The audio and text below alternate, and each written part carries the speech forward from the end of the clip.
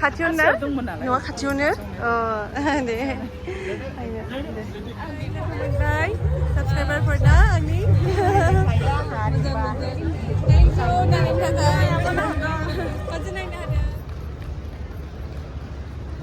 Hello everyone, खुलुमबाय, welcome back to my channel. To लोगोफोर दिनै जाबाय 16 मार्च ओमफ्राय शिवमनि बर्थडे नाथाय बारा गिदिर सेलिब्रेशन खालामनो हानाय नंला मानोना जों दिनै थांगोन दतमायाव ABSU कनफारेन्सआव थ' दा थारमाने थांनायनि सिगां जों ओंखाम जानायनि सिगां केकखौ हानो नागिरबाय आंनि माने बाबामोन फैदों आइमोन फैदों ओमफ्राय न'खरनि गासैबो फेमिलि मेम्बार्सफोर दं आरो फटाफट केकखौ हानो थांसै बाबामोन फैदों बिदि गिदिर सेलिब्रेशन खालामाखै ओरैनो फिसानो थ' दा केकखौ हानोसै बर्थडे होननानै लोगोफोर जेबो सेलिब्रेशन बिदि गैया ओमफ्राय बेवहायमोन दङ गासिबो न'खरनि गोजा ओमफ्राय थारमाने जों दिनै थांनांगोन जे बेयाव कनफारेन्सआव मिस्टारखौ बे माने हारिमु मोनाबिलिखौ बेखौनो लिंदों थ' बेनि थाखायनो रेडिबो जाबाय ओमफ्राय ओंखाम ओंख्रि संबाय ओमफ्राय माखासे जाबायबो थ' बेवहाय मोनाबो दिनै थांसिगोन ओंखायनो थारमाने ओरैनो केक हानोसै आरो फिसायैनो देग्लाय Happy birthday to you. Happy birthday to you. Happy birthday, dear Shivam. Happy birthday to you. Happy birthday.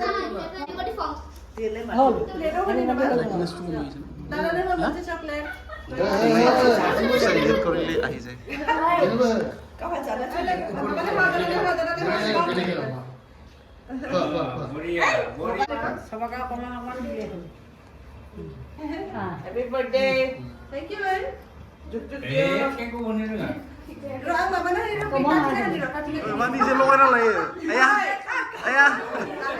लोगोफोर शिवमनि थाखाय मोनसे सरप्राइज दंमोन गावनि फेभरेट बुस्थु नङा खिन्थु आं गावनि थाखाय मोनसे बुस्थु अर्डार खालामदोंमोन बार्थडेयावनो होगोन होननानै माने बाराद्राय टिभि मबाइलल' जाबाय नालाय ओंखायनो इयाव एसे बिजि थादों होननानै अर्डार होदोंमोन थ' happy birthday thank you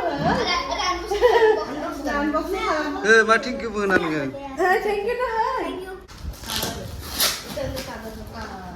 Shivam मिस्त्री बॉब द बिल्डर ये क्या है हे हाउस बिल्डर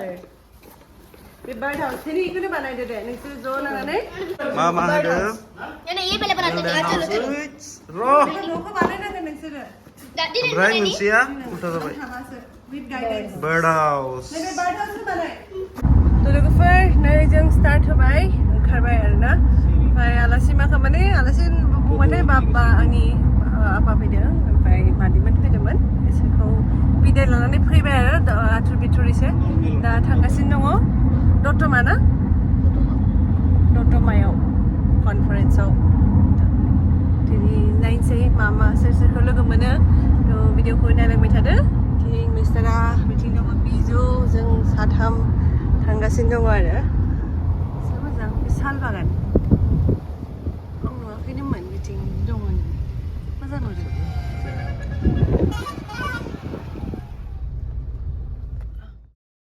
ओमफ्राय लोगोफोर दिनै अमित शाह फैदोंमोन नालाय एकदम मानसिफ्रा गोजान गोजान जायगानिफ्राय एकदम बास लायै फैदोंमोन ओमफ्राय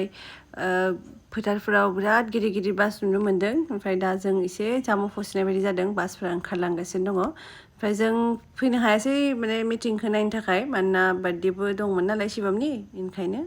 पुरा जामाव फसिबाय बिथिंनिफ्रायसो गारि फैगासिनो दङ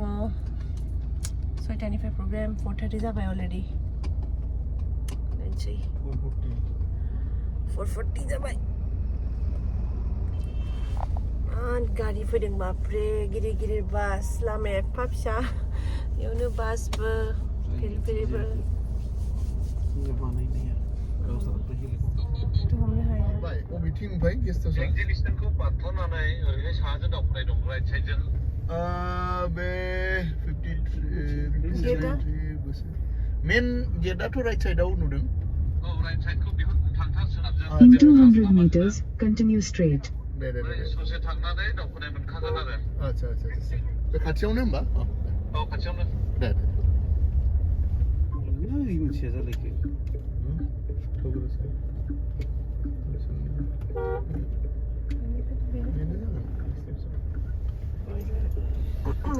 जिरायसालि मोजां बानायदों लोगोफोर सफैबाय जोङो गेस्ट हाउसआव दा थांनोसै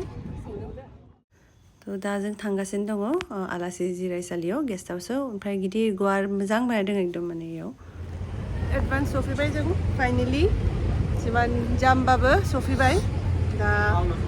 6टानिफ्राय प्रग्रामा दा हेयार स्टाइला गोदान फिल्मनि थाखाय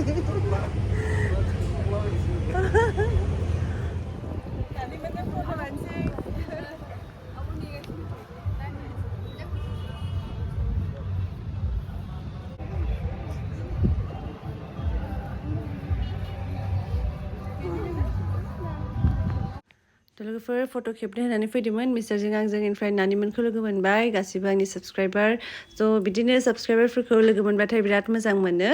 ओमफ्राय दतमायाव आंनाबो फार्स्ट टाइम ओमफ्राय गासिबो बिथांमोना नानिमोना दतमानिनोमोन आरोना ओमफ्राय दा बिथिं मानसिफ्रा खालि जाबाय गासिबो एगजिबिसनाव दंहैजोबो थ' नायनोसै सम मोनबा जोंबो थांगोन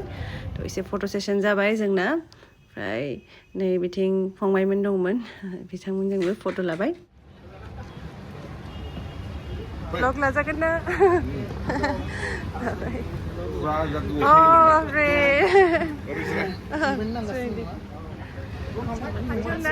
Nuwa kacuna. Oh, deh. Kan nak guna, siap. Ya, orang sini. Keberapa siapa tu kau saya? Sini. तारमाने दा एसे टाइम दं मोननायखाय जोङो फटके एक्जिबिशनखौ नायनो फैनि नोंथांमोननोबो देखायनोसै मा मा दङ ओमफ्राय दसे सम मोननायखाय आरो हरबा खोमसिबा मोजां नुनाय नङा थ' एसे दा सोरां माने दाबो हर जायाखै नालाय नायनो फैनोसै थांनो होगोन ना होआथाय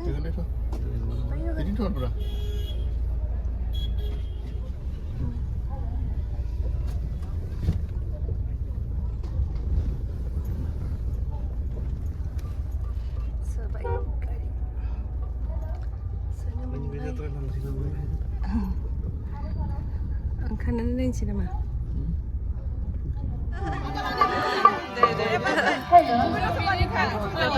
Dr. na? Oh, de. Hello.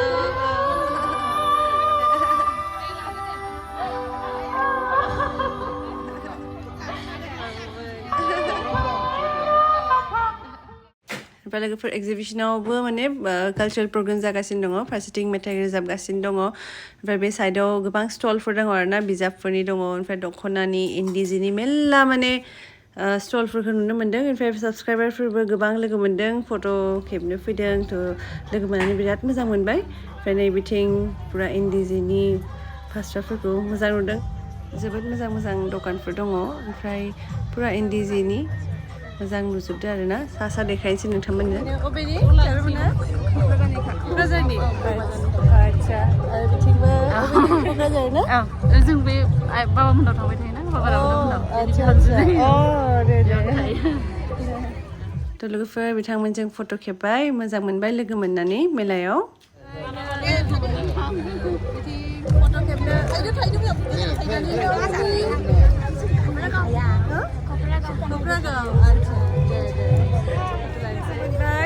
subscriberफोरना आंनि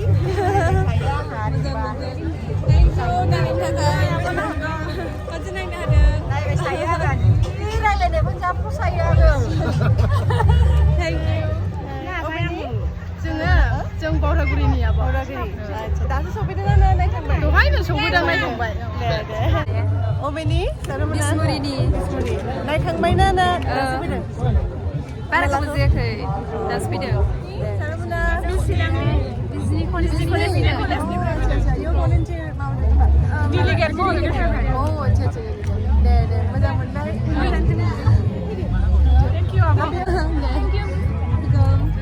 साबस्क्राइबारफोर लोगो मोनदों जोबोद मोजां मोनदों थेंक इउ नोंथाङा नायो बेनिखाय मटिभेसन मोनो बानायनो थाखाय दे मा नाममोन नोंथांना खन बसुमतारी आच्छा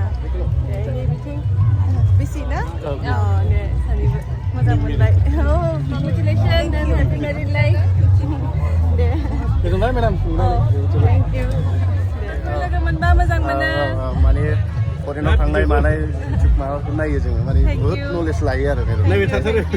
दा लोगो मोनबाय बिराद मोजां मोनबाय Thank you. आरो बिदि नायबाय थाबा आंबो मोटिभेसन मोनो बानायनो. रावबो नायाबा आरो बोरैबा मोनो. दे होनबा नोंथांनि नामा मामोन? आंना पिरास बसुमतारी दतमानिखा आङो दतमानिखा बे जायगानि आदसा आंबो फार्स्ट टाइम दिनै दतमायाव फैदों मोजां मोनदों फैनानै दे होनबा thank you Day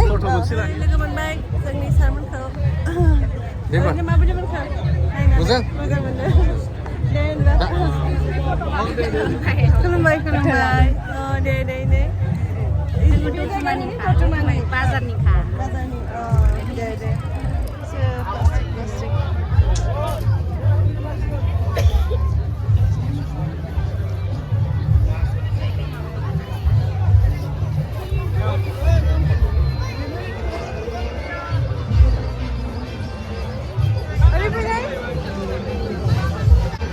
Hello. Mo장 na? Mo장.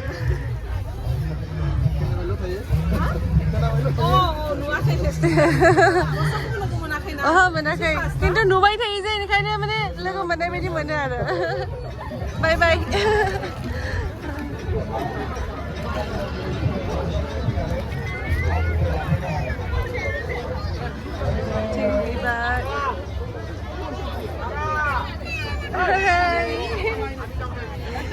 गैया दिनै बिबारा फुजिखौ मोनासै दे थाथ'दो आंनो नायनो फैबाय दसे ओमफ्राय बिथिं FNF हेल' आं दंना गैया सानदों आं दहायसो फैखादों दहायसो ना बेलासियावसो सानाव थाङो दे बेयाव हाबफैबाय नंगौसो नामा एसे हरदों आंनो दे बरिया एकदम नै FNF नि अनार रेसमै बिथांनि माबा फैबाय कास्टमारफोर दङ आं बारा डिस्टार्ब होला फट' लानोसै आरो थांसै बिथांखौ लोगो मोनबाय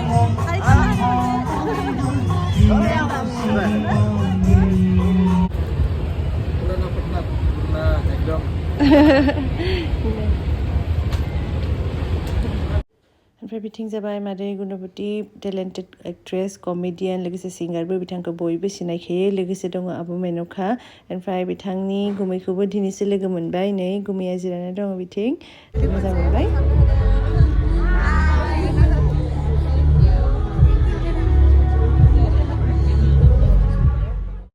दा नोंथांमोननो एसे माने आलासि जिरायग्रा माने जेराव ओंखाम जायो बेखौ देखायनो नागिरदों नैबे जाबाय डाइनिं एरिया ओमफ्राय मादै गुणबतीया माने बेनि लकेल नालाय पुरा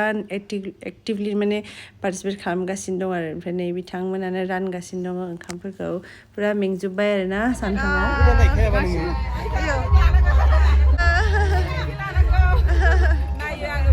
थेंक इउ थ' लोगोफोर नै आब'मोनानो पुरा माने रानगासिनो दङ ना जेसेबां आलासिफोर फैदों थ' दा दसे जिरायबाय आरो ना आलासिफोर थांजोबनायखाय दा आरो मोनानि ओंखाम रानबावनो रेडि जाना दङ ओमफ्राय नै बिथिं बिथांमोननि बेनारा बिथराइ केटारिं ग्रुप फन नाम्बारबो दंखायो नोंथांमोननो नांगौबा कन्टेक्ट खालामबानो जाबाय बिथांमोननो ओमफ्राय बिथिं आरो कुकिं ग्रुपआ आलदा बिथिं नै बिथांमोना दा दसे रेस्ट लादों आरो ना ओंखाम ओंख्रि संजोब्बाय नै इयाव लिरनाय दङ हाथरखि कुकिं ग्रुप बिथांमोना टि सार्टखौ एकदम पुरा सेम गानदों मोजां नुदों गासिबो मेंजोब्बाय सानथामनि माने पुरा ओंखाम ओंख्रि संनाय बिथिं ना एवगासिनो दङ दाबो मेंखाबाय बेयाव साहा डिपार्टमेन्ट ना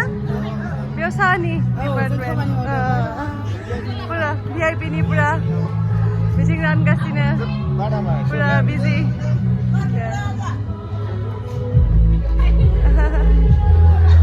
लोगोफोर आंनि साबस्क्राइबारफोर जोबोद मोजां मोनो साबस्क्राइबारफोरखौ लोगो मोनबा थेंक इउ बिदिनो नायबाय थागोन होननानै सानबाय आरो नायबाय थायो आब'आ जोबोद मोजां भिडिअ बानायो लोगोफोर दा दिनै जोंनि दतमायाव फैदों जोंनि 5थि जोंनि दुलाराय बर' फरायसा आफादनि एनुवेल कनफारेन्सआव माबायदि मोनदों आब' जोंनि दतमायाव फैनानै जोबोद मोजां मोनदों आरो इमान अननाय मोनदों बेनिखायनो बिराद मोजां मोनबाय आरो दे आब' मोजां मोनदों आंना आब' श्री बनजित ब्रह्म आङो बड'फा इउ एन ओमफ्राय बिथिं गोदोनि एक्ट्रेस आबु बिनिता लोगोसे बिथांनि फिसाला आरो हाजबेन्ड जयपुर ब्रह्म करियोग्राफार बयबो सिनायखायो मुंदांखा ओमफ्राय बिथिं लोगोसे जिरायना दङ आरो बारलांफा दा बिथांखौ बयबो सिनायखायो नोंथांमोना बारलांफा नार्जारि देग्लायनि आसाम गौरब बान्थाखौ मोननो हादों बिथाङा फार्स्ट टाइम आंनि ब्लगाव प्रेक्टिकेल फंबायखौ मोनबाय आंनि ब्लगाव बरायबाय लोगो मोननानै बिराद मोजां मोनबाय आङो नायबाय थाथारो आब'नि ब्लगखौ दिनैसो लोगो मोनदों आंबो दिनैसो लोगो मोननो खाबुखौ मोनबाय नायबाय थायो आङो थेंक इउ दे होनबा जों ओंखाम जानो ज' जानोसै फंबाय सासे दं ओंखाम जानोसै जोङो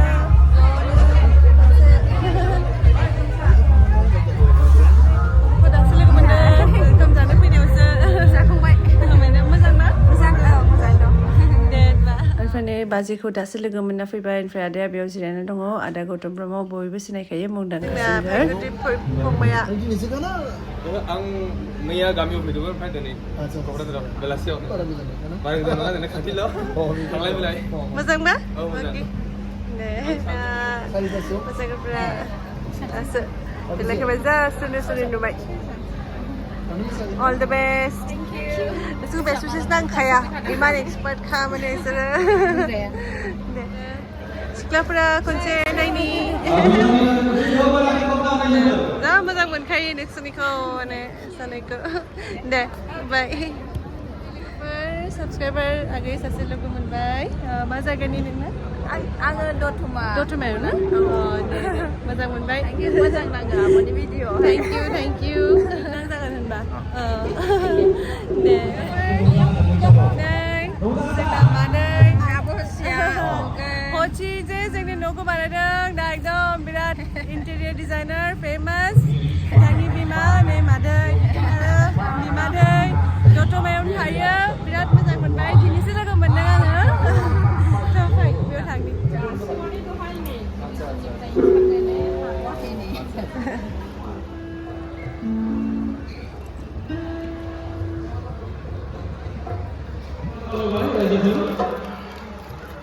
Thank you. Rosa sama-sama sampai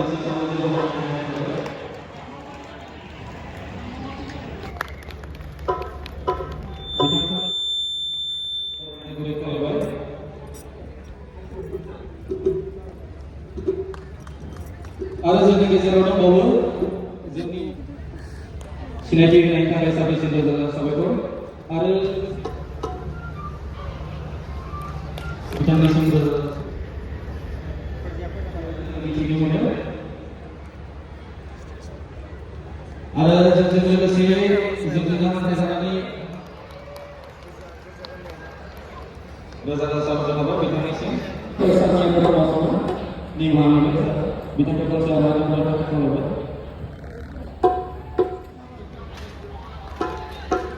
रोजा रोजा साबायखर थाबाय बिथाङा गिबियावनो दिनैनि जोंनि दतमा फोथाराव जानाय दुलाराय बर' फरायसा आफाद खुंगा बारिस्रि बोसोरारि जथुम्मायाव नुजाथिफैनो थाखाय आं जोबोद गोजोननाय मोनदों आं बे जायगायाव फैनानै आं गावखौनो आं खाफाल गोनां सानो मानोना बे जायगाया जोंनि बर'फोरनि जोनोम जायगा आं बारा बुंला नाथाय आं लाइमोनफोरनि थाखाय फंसे सानो जोंनि बर' हारिया गोबां सेक्टरावनो आवगायनानै दं फरायसालियावनो दं इनस्टिटिउसन लाइनावनो दं बा जोंनि स्पर्टसावनो दं आरो गुबुन गुबुन जायगायाव जों नुनो मोनो आरो बेखौ नुनानै जों गोग्गाथाव मोनो नाथाय दाबो बे साबसिन नङा माब्लाबा जोंनि अफिसफोराव थाङोब्ला जोंनि अफिसारफोरखौ खम नुयो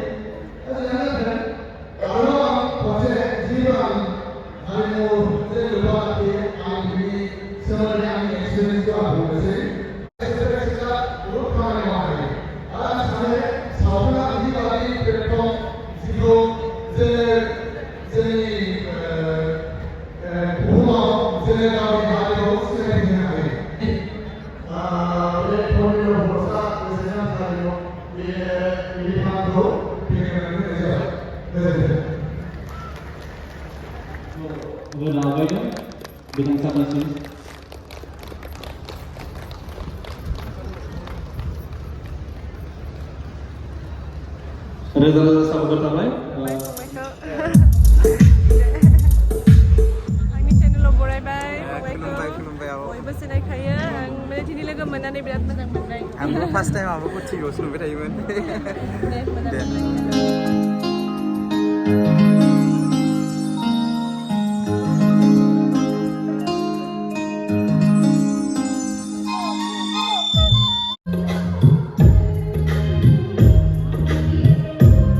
थांनायावसो लोगो मोनबाय थांनायावसो हारसिं मामियालाय ओमफ्राय लोगोफोर जों दा थांनो ओंखारबाय लोगोसे थारमाने प्रग्रामा स्टार्ट जानायाव एसे लेट जानायखाय जों आरो बारा गोबाव थानो हानाय नंला लामायाबो गोजान शिबमाबो माने बिबिजोंल' दङ हारसिं थ' लोगोफोर दिनैनि भिडिअआ एसेनोसै आसा खालामो नोंथांमोना मोजां मोनबाय आंनि भिडिअखौ जोबजासिम नायनो थाखाय नोंथांमोननिसिम रोजा रोजा साबायखर थ' लोगो मोनफिनसै नोंथांमोनखौ नेक्स्ट ब्लगाव टिल देन टेक केयार बाय बाय